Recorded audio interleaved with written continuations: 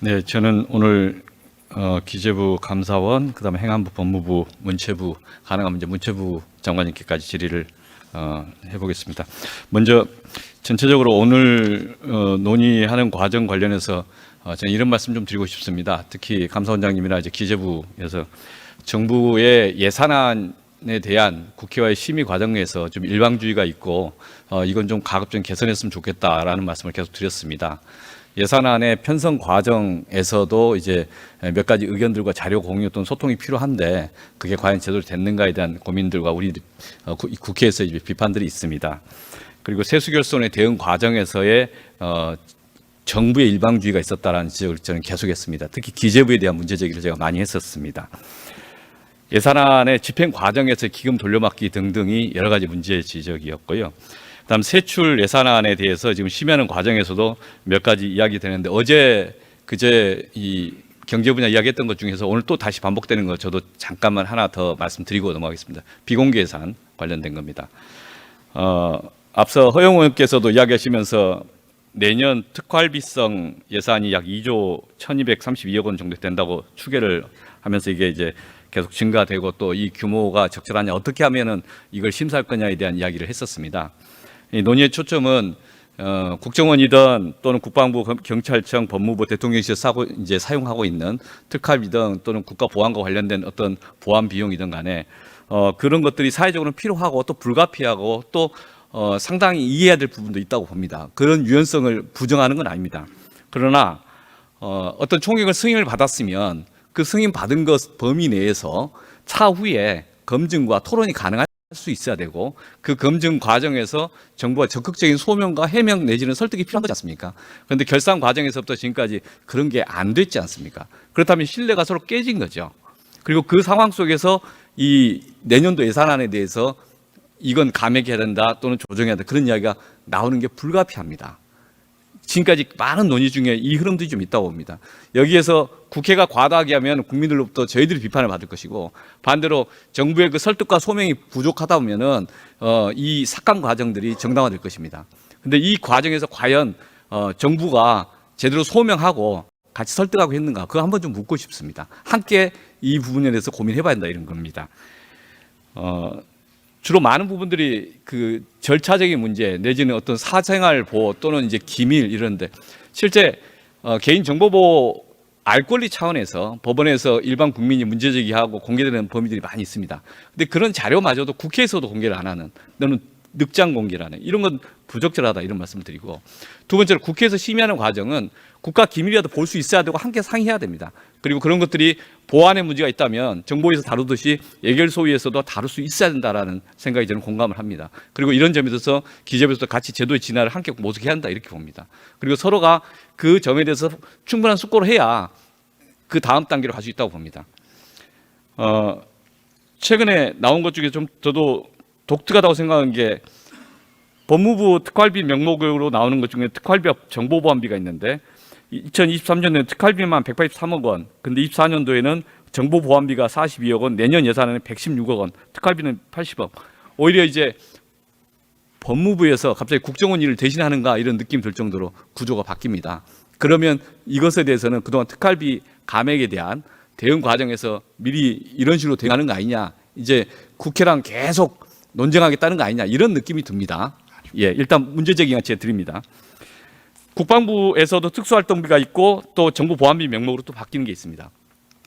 개별적 항목 하나 따져보자면 여러 가지가 있을 겁니다. 그런데 모든 것을 정보보안비 형태로 바뀌면 정보위원회에서 이후에 처리하면 된다 이러면서 예결특위에서 논의하면 할 필요 없다 이렇게 보신다면 그거 적절하지 않다. 서로가 신뢰를 갖고 설득을 하고 해명을 하고 그리고 합리적 결정을 나가야 된다. 그러나 지금까지 그렇게 대화를 하거나 준비를 하지 않으면 그건 삭감밖에 의회가 선택할 선택지가 없다. 저는 오늘 기저위 예결소위에서 이제 예비비 반액 삭감했습니다. 이것이 적절하지 않냐에 대해서 국민들 속에서 평가받을 거라고 봅니다. 이후에 실제 어떤 식으로든 사전에 해명이 충분히 되면 이 국회의 결정이 비판을 받을 것이고 이걸 수정을 해야 되겠죠. 그러나 해명이 안 되면 그것이 그대로 갈 수밖에 없는 거 아니지 않습니까? 저는 앞으로 한 2주간에 계속 예결소위에서 논의하는 과정에서 충분한 해명을 하셔야 된다.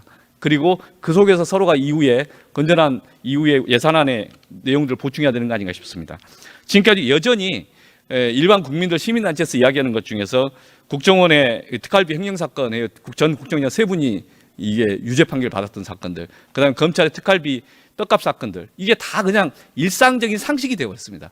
그렇기 때문에 특활비 하면은 일단 저 특활비가 국가를 위해서 잘 쓰는 거냐 이렇게 생각하기보다는 저 특활비 누가 눈먼 돈처럼 쓰느냐 이런 의혹까지 이미 단어가 오염된 상태입니다. 그렇기 때문에 이런 걸 벗어나려면 용어를 그냥 바뀐다는 게 아니라 그 내용에 대한 해명과 설득과 또는 이 충분히 신뢰받은 액션이 필요한 거 아니냐, 저는 그런 것들이 부족하다 이런 지적을 드립니다. 다음으로 이 행안부 장관님께 한 가지 간단한 건데요. 네. 저희가 결산 때도 했던 것 아직 자료를 아직도 안 주시는 것들이 있었어요. 새마을금고 네. 부동산 관련해서 이게 PF가 있고 이게 연체율이 잘 공개가 안 되고 저희가 국감 과정에서도 한국은행이나 기재부랑 또는 이제 또 정무위 쪽으로 통해서 이런 걸 막 점검을 계속 합니다. 근데 계속 행안부가 이에 대해서 자료를 잘 안 주시는데 왜 언제까지 좀 주실 생각이 있습니까? 요구하시는 자료는 저희가 드릴 수 있는 건 다 드리는데 잘 알다시피 이제 새마을금고의 경우에 영업 실적은 타 상업금고하고 동일하게 반기별로 공시하고 있습니다. 다시 한번 말씀드리면 21대 때 행안위원들에게 제공한 게 있습니다. 네. 다시 한번 보시고요. 그 오늘 이게 가능한지를 다시 한번 확인해 주세요. 네, 알겠습니다. 예. 다음 법무부 장관께 제 질의를 하겠습니다. 예. 저희는 지금 현재 이 여러 가지 논의 중에서 대통령이 이야기했던 밸류업 그리고 지배구조 개선에 대해서 관심을 갖고 좀 논의를 하고 있습니다. 이 몇 가지 문제식 중에서 우리 자본시장이 계속 이제 위축돼 있어서 자본시장 위축된 것을 푸는 방법은 길게 보면은 이제 경쟁력이 강화돼야만이 시장의 본질 가치가 성장한다. 이 점에서 서로 이견이 없는 거라 보고요. 그리고 제도 개선의 지점이 금투세 폐지한 게 도움이 됐냐? 실제 주식시장에 아무 영향이 없었다고 봅니다. 지금 이렇게 폐지를 동의했다고 할지라도 지금 시장에 미치는 진짜 지배구조를 개선하는 작업들이 필요한 거 아니냐에 대해서 시장에 활동하는 개미투자자들의 요구라고 봅니다. 그중에 두 가지가 있는데 하나는 불공정 거래 행위, 주가 조작 등 이 행위에 대해서 정말 엄격하게 처벌하고 있는데 과연 그러고 있느냐? 이 공공연하게 이익을 빼가는 횡령 배임 등의 사태에 대한 이제 경찰이나 수사기관의 대응 문제가 하나 있고 또는 이제 주가 조작 불공정 거래 행위 등에서 오늘 또 뭐 이상한 기사들 막 나오지 않습니까? 명태균 이야기하면서 두산 에너빌리티 나오고 계속 의혹과 시장이나 불신이 쌓아진다. 그래서 주가 조작이나 이런 것에 대해서 좀 충분한 문제제기를 해야 되는 거 아닌가 이런 게 있습니다. 그 관련된 내용들을 저희가 이제 하나씩 좀 말씀을 드려보겠습니다. 화면부터 한번 말씀드리겠습니다. 지금 이 화면은 그 전에 기재부 장관께도 계속 질의했던 주제입니다. 멜리엇 메이슨이 ISDS를 제기해서 국가에게 제기를 했고 대한민국은 패소를 했습니다. 그리고 그게 2,400억, 2,342억 이 정도 되는 걸로 알고 있습니다. 이게 합병 과정에서의 국민연금의 잘못된 개입, 국정농단 그로 인해서 나온 책임이지 않습니까? 근데 이에 대해서 이로 인해서 이 삼성물산의 이 승계 과정에 도움이 됐을지 모르겠지만 이익은 사유화되고 손해는 사회화됐습니다. 국민이 이제 손실을 보게 된 거죠. 근데 이게는 대한민국이 손해를 보는 것도 있고 개미 투자자가 손해 보는 게 있습니다. 그래서 전에도 계속 제기했지만 ISDS 지금 구상권 행사해야 되는 거 아닌가? 지금 국민연금은 보건복지부에서 저기에서 구상권을 청구했는데 대한민국은 이걸 할 준비가 돼 있는가? 계속 질의하는데 지금 답변을 제대로 안 하고 있다. 대한민국 정부 내에 삼성맨이 있는지 대한민국 권력이 오염돼 있는지 왜 이걸 안 하느냐? 그런 질문을 던집니다. 어떻게 답변하시겠습니까? 아직 확정이 안 돼서 저희들이 검토를 그래서 하죠. 그 이야기를 제가 그 대정부 질문 때도 그렇고 계속 질문을 드립니다. 그러면 그 과정에 제일 우려되는 것은 소멸시효 아니겠습니까? 구상권에 대한 소멸시효. 이런 것은 다 검토하셨습니까?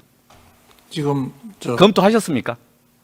저희들은 지금 확정이 안 됐기 때문에 아니 확정이 안 되면 이게 확정이 쭉 되든 안 되든 어느 시점에서 하겠다고 하고 실제 우리 이 민사 절차 속에서 이게 구상권이 만약에 확정되면 구상권 행사할 수 있다.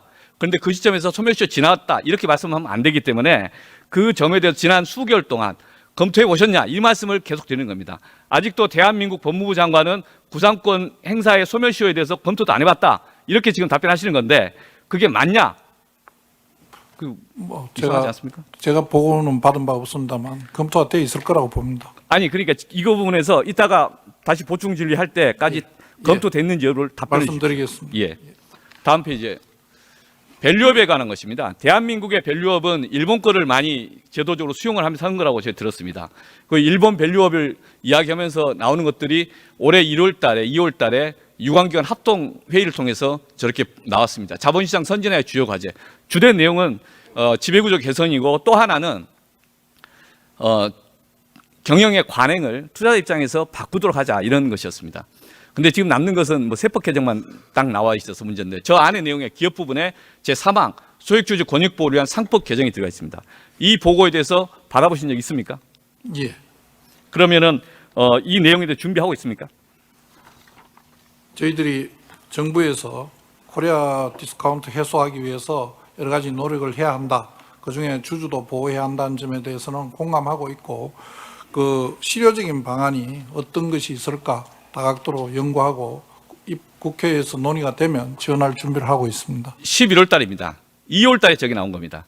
그러면 저게 나왔으면 이미 많은 논의가 돼 있을 거고 한동훈 법무부 장관은 작년에 상법 관련 특위를 따로 만들어서 논의를 하고 있었다고 그런 겁니다.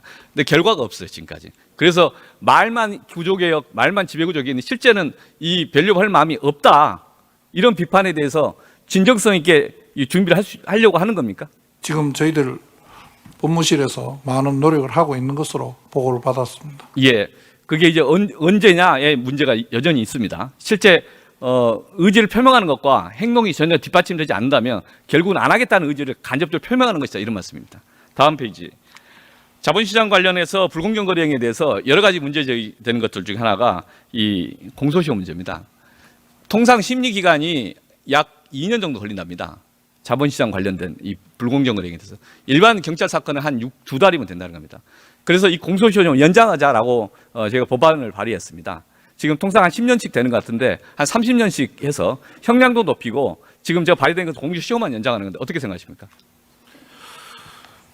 저희들 뭐 막상 사건 할 때 보면 저 심리 등 여러 가지 과정을 거쳐서 검찰에 올 때까지 시간이 꽤 많이 걸리는 문제점이 있어서 지금 여러 가지 제도를 만들어서 함께 수사를 하는 방안을 만들고 있었습니다. 공소시효 연장에 대해서 법무부 입장은 동의하느냐 반대하느냐 이런 것에 대한 질문입니다. 자본시장 거래법만에 대해서 공소시효 연장하는 방법에 대해서는 예. 제가 검토해보지 못했습니다. 관심 없다 이런 말씀이시네요. 밸류업에 대한 관심이 없는 정부입니다. 지금 아까 말씀드렸던 것은 지금 도이치모터스과 같이 포괄 일제에 관해서 공소시효 들어가냐 안 들어가냐 그 논쟁을 계속했습니다. 정부와 이해관계자 다. 실제 이런 사태들이 묻어버리느냐 아니면 언젠가 드러날 것이라면은 서로 당당하게 해명할 거냐 문제입니다. 이 부분에서 정부 입장이 참 유감입니다. 다음 보시겠습니다. 삼성 경영권 승계에 대해서 아까도 말씀드렸지만 이 거래를 통해서 국민연금이 한 2,500억 손해봤습니다. 그 10% 지분을 가졌기 때문에. 당시에 일반 주주들도 전부 다 주당 저 정도 13,000원, 3,500원씩 손해를 봤습니다. 이익의 사유와 비용의 사유와 일반 주주들한테 비용을 떠넘기고 대한민국 국민에게 비용을 떠넘기는 이런 사례가 있었습니다. 이런 게 왜 발생하느냐, 이걸 왜 책임을 물을 수 없느냐, 그것에 대해서 지금 상법상 충실 의무 조항이 저것 때문에 나온 거 아니겠습니까? 저 결정을 했던 삼성물산 이사들은 책임을 지느냐, 합병을 하기 때문에 회사 이익이 외부로 누출되는 거 아니니까 주주 대표성 안 된다 이런 거 아닙니까? 넘어가겠습니다. 다음 페이지 보시면 고려아연 요즘 대표적인 사안입니다. 고려아연 사례에 대해서 M&A를 하는 과정에서 M&A는 시장의 플레이를 알아서 하면 되는 겁니다. 근데 그 과정에서 처음에 이 공개 매수한다고 하는 이 과정에 회사에서 이 경영진이 공개 매수를 하고 공개 매수 가격이 89만 원이가 됐었습니다. 그런데 한 일주일 지나서 유상증자를 한다고 하면서 회사가 유상증자를 하면서 67만 원인가요? 이렇게 한답니다. 그 과정에 이제 이 공시가 제대로 됐느냐 또는 기망을 한 게 아니냐 그런 문제제기 그래서 지금 다행히 금융감독원에서 문제제기를 하면서 더 이상 악화는 멈춰졌지만 저런 행위가 계속 반복되고 있다는 겁니다. 시장에서 반복된다는 이야기를 제가 고려아연한테만 들은 건 아니고요. 여러 군데 듣고 있습니다. 시장이 이렇게 하니까 투자자들 입장에서 보면은 얼마 전에 공개매수 과정에서 80만 원, 90만 원 이렇게 주식 샀다가 한순간에 그냥 날아가는 겁니다. 야, 이거 한국 시장 못 믿겠다 이런 거 아닙니까? 그러니까 이런 걸 막자는 거 아닙니까? 그 제도 보완을 해야 되는데 준비하고 있냐. 다음 LG화학입니다. LG화학이 2020년도에 분할하기 전에 그 시가총액이 48.5조였습니다. 그런데 최근 시가가 21.6조입니다. 이 회사가 물적 분할하면서 에너지 솔루션은 약 100조 가까이 됐습니다. 그러니까 이 과정에서 81.84%의 지분을 갖고 있으니까 적어도 이 100조 가까이 되는 에너지 솔루션의 그 지분 가치가 지주회사의 주식까지 반영이 되는데 반영이 안 됩니다. 이게 참 이 물적 분할, 자회사, 모회사 동시상장의 마법입니다. 그로 인해서 LG화학 첫 그 주주들 입장에서는 한 20조, 30조가 날아가 버린 거죠. 그러니까 이런 걸 계속 주주들이 보고 개미 투자자, 일반 투자 보면 황당하다는 겁니다. 왜 이런 걸 못 막냐? 그래서 제도 개혁을 해야 된다. 이런 이야기 아닙니까? 다음 페이지 보겠습니다. 두산그룹도 마찬가지입니다. 두산그룹 에너빌리티와 관련해서 두산 밥켓 이 이슈인데 에너빌리티 자회사 두산 밥켓이 이 로보틱스랑 연결된다는 거 아닙니까? 두산 밥켓은 캐시카우 괜찮은 회사고 두산 로보틱스는 아주 문제가 있다라고 지적되는 회사입니다. 근데 두 회사를 엮어버리는 겁니다. 그러면 두산 에너빌리티 상장회사인데 이 상장회사는 갑자기 알짜 캐시카우가 사라져버리니까 주가가 이제 좌충우돌하는 거죠. 그래서 두산 에너빌리티 주주들이 제가 지난주도 간담회를 하고 있는데 계속 이 문제제기를 합니다. 제가 어제도 그분들과 간담회했습니다. 이런 사태 반복되면 투자 못한다. 두산이 원자로 문제도 있고 여러 가지 기술이 있는데 그걸 가지고 투자를 했는데 보니까 지배주주가 저런 식으로 곡간 빼먹듯이 다 마음대로 하더라. 회사 오너 총수 입장에서는 저런 게 합리적일지 몰라도 그 개별 주주의 독자적인 시각에서 보면 회사 입장에서 보면 말도 안 된다는 거예요. 다음 페이지 보시면 법령 정관의 위반이 없다면은 또는 회사에 손해가 없다면 이게 주주 대표성 할 수 있느냐? 이게 주주 대표성 안 된다. 지금까지 대법원에서 되게 소극적이었고 법무부에서 되게 소극적이었습니다. 그런 투자자들 지금 아우성입니다. 대한민국 투자자 그렇게 많다고 하는데 해법이 없다. 그래서 이사의 주주에 대한 이 뭔가의 잘못된 행태에 대해서 특히 조직 재편 과정에서는 책임을 물어야 된다라고 제기를 하지 않습니까? 그리고 최근에 상법 관련 전문가들도 이야기를 하지 않습니까? 그 대법원에서 지금 이 의견들이 회신이 온 거 다 알고 계시죠? 모르신가요? 이 논의 과정 전혀 모르시는가요? 대법원하고 민주당하고 뭐 의견을 주고받은 거에 대해서 간략하게 보고는 받았습니다. 예, 다음 페이지 보십시오. 윤석열 대통령 올해 1월 달에 이런 이야기 했습니다. 소액 주주 이익 제고를 위해서 상법 개정 긍정적으로 하겠다. 그런데 아직까지 법무부에서 구체적인 이야기를 안 하고 있습니다. 그러니까 말 안 하면 안 하는 겁니다. 실제 하겠다는 말이 구체적으로 행동으로 결과 안 나오면 저는 그게 이제 문제제기를 하는 겁니다. 한동훈 장관 작년에 한 이야기입니다. 이 이야기에 대해서 민주당 의원 질의하는 것 중에 공정한 대우를 받아야 된다. 그 당시에 속기록 보면은 상법상 특별위원회 어떤 팀 꾸려서 열심히 해서 준비하겠다 이렇게 했습니다. 근데 지금 한동훈 대표 뭐 합니까? 이게 황당하다 이런 거고요. 이복형 금융감독원장이 일관되게 최근 8월달까지 저는 이야기를 하셨습니다. 충실움에 대한 이야기. 실제 이 전문가들 토론에서 가서도 메시지가 일관됐습니다. 그런 것 때문에 적어도 현 정부의 이 투자자에 대한 신뢰는 이복현 원장 저 발언 때문에 좀 유지되고 있지 않았나 저는 그렇게 봅니다. 그런데 결과로 나갈 거냐에 대해서는 지금 주저하고 있습니다. 저는 이걸 좀 해야 된다고 생각하는데 장관님 생각은 어떠십니까? 위원님께서 말씀하시는 소액주주 보호와 관련된 부분이나 합병과 물적 분할 시에 회사의 주식 평가를 공정하게 해야 한다. 그런 방안을 만들어야 한다는 점에 대해서 공감합니다. 예, 평가도 해야 되고 책임도 물어야 돼요. 예, 단지 이제 이사의 충실 의무라는 것을 상법에 입법하는 방안에 대해서는 그와 관련된 다른 규정과의 여러 가지 문제 또 경제계에서 우려하는 부분 장관이 바뀌니까 입장도 바뀐 건가요? 아닙니다. 지금 있겠습니까? 대통령이 한 이야기는 다 거짓말인가요? 아닙니다. 대통령이 상법 개정하자는 게 충실의무였습니다. 아닙니다. 저희들도 상법을 어떤 식으로 지금은 하는 게 좋을까? 말이 바뀌고 있다 이런 말씀 지적하는 겁니다.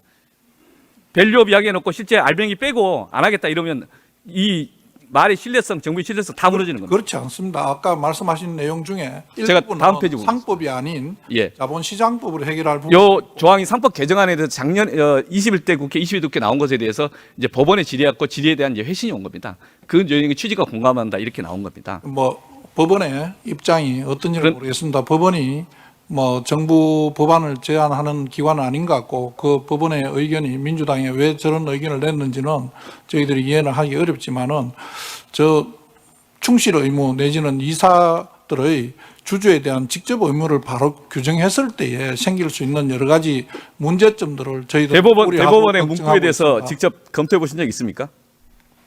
대법원 아까 여기 나오는 논의되는 그 문구 자체 제안했던 문구에서 검토해 보신 적 있는가요? 말씀하신 거 맥락대로 저 형태가 제가- 아닌 다른 내부적으로는 저 형태가 아닌 다른 내용으로 저희들 내부에서 검토한 거하고 보고받은 적은 있습니다.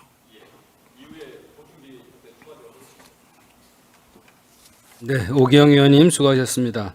오늘 오후 마지막 질의를 우리 존경하는 강원 춘천 철원 화천 양구의 한기호 위원께서 해주시겠습니다.